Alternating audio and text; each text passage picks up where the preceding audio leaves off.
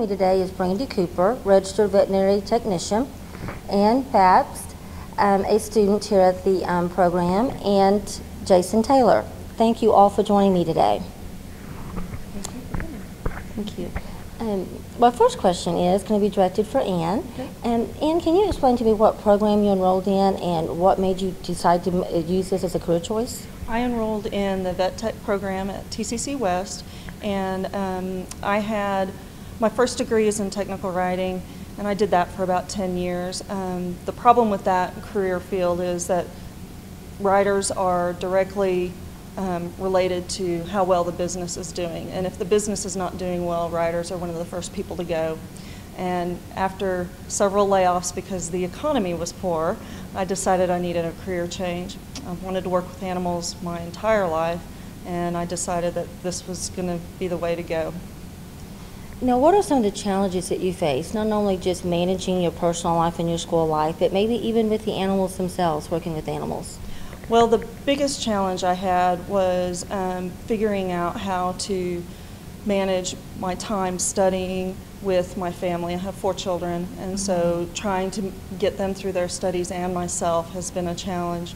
As far as with the animals personally, the biggest challenge for me has been with my age. I have a few health issues, and one of them is I can't squat and kneel very long, and leaning over and like a large animal like a sheep or something is a little hard on my back, and so I have to be a little more careful and just kind of bull my way through it, so to speak.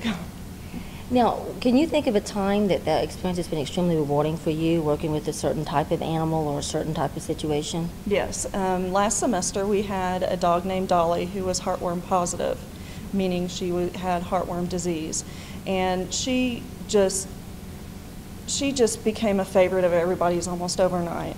And the treatment was painful for her, and it was hard to see her go through that, and to know that all I could do was spend a little more time with her. And once she became free of the heartworm infection and disease, it was just so rewarding to see her be able to run and be free, and know that she was going to be healthy and wonderful after that. So that's going to stay with me forever. That sounds wonderful, and I know you probably have a tremendous love for animals overall, so I can see what this will be a really rewarding career choice for you. Yes. Jason, you are also involved in the program. Yes. Can you tell me a few of the benefits of the program? For me, some of the benefits are, since it is one of the only veterinary technical programs in Tulsa, as far as job placements, that goes very well, plus with the reputation of the school. And also another benefit would be our ability to have hands-on experience with the animals. I think it's one thing to learn from books and you know the knowledge, but being able to apply it and understand how to do it. So, what was your motivation to get involved in this program? My motivation was, of course, my love for animals, and also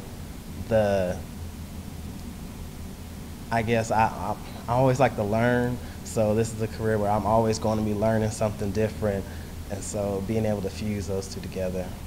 That is true. With ever-changing technology, it's definitely a lifelong learning type career, so it sounds like you really enjoy that. Yes. So I'm going to go to Brandy now, and Brandy, if you could give us a little overview of some of the programs and some of the specific classes that they're involved in. We are a 2-year associate's degree of applied science. We also offer a 3-year part-time track for students that may be working or have family issues that don't allow them to come to school full-time. So once the student has completed with that 2 or 3 year track, they are eligible to sit for their state and national board examinations, and then upon passing those, they will become a registered veterinary technician in Oklahoma. As far as our courses go, we offer anatomy of all the domestic species.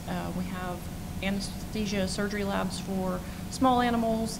We have an exotic animal class, large animal classes. And these guys are getting exposed to just a little bit of everything, from dogs, cats, horses, cattle, rats, mice, you name it. They've almost got their hands on it at some point in this program. It is very hands-on, like Jason said, which is a huge benefit, I think, for these guys, because so many people have maybe never touched a horse and they're getting the opportunity to be around them. So. Wonderful. Now, where do your animals come from that you guys actually get to work on and experience with? Our small animals, we primarily have an agreement with the Tulsa Animal Shelter, and we acquire our animals from them, and we get them caught up on all their health maintenance things, vaccinations, spayed, neuter, whatever they need. And then at the end of the semester, those animals are available for adoption to students, faculty, whoever may be interested in them. They go through an application process, and then the funds from those adoptions go into our student scholarship fund, so it's a win-win for everybody. Our large animals we lease from the OSU College of Veterinary Medicine, and some of our small ruminants we basically lease from another outside source, from a lady that works here on West Campus. I like that win-win, where people can come adopt a pet that's already got their medical needs met. It gives the students a hands-on experience at doing the procedures, and it benefits the animal overall as well. So, sounds like a wonderful program. Now, I know we've got summer months coming up, so just some tips for us pet parents out there that may not be 100% sure what we need to do with our pets. Ann, can you kind of give us just some tips for summer maintenance for your pets? One of the biggest things they can do is to make sure they have a clean water source daily. Another thing would be some sort of a shelter where they can get into the shade. Sometimes a tree is not always the best thing to do. If they have either a doghouse they can go to under a deck, and sometimes you need to just buckle down and let the dog come inside because it can get really hot out there. So what I'm understanding is just as humans can suffer from heat stroke, animals suffer from that same risk. Absolutely, especially the animals that have long and thick hair coats. Now, I've also seen as I've driven down the street where I see a dog in the back of a pickup truck in the summertime. I know that people don't think anything about that, but what's the danger for the animal as far as the paws if they're in a hot metal bed of a pickup truck?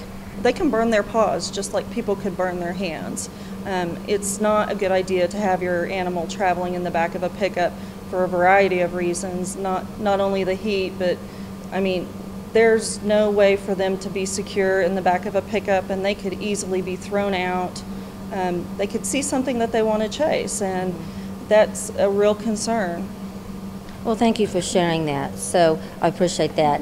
Now, Jason, I'm going to come to you just real briefly, and I know that wintertime brings a separate set of risks for our pets that are outside. So can you give me just a couple of things that we need to do to protect our pets in the winter? The best thing, depending on the temperature outside and the winds, because that's another factor too, would be to bring them inside, not just in a garage, because that's basically still outside, but bring them in. And also for the small breeds, like Chihuahuas and so, there are sweaters and things you can get for them. And also for like holiday season, people have their Christmas trees up, and I wouldn't advise, try to just make sure the dogs don't get a hold of the candy or the ornaments or something like that.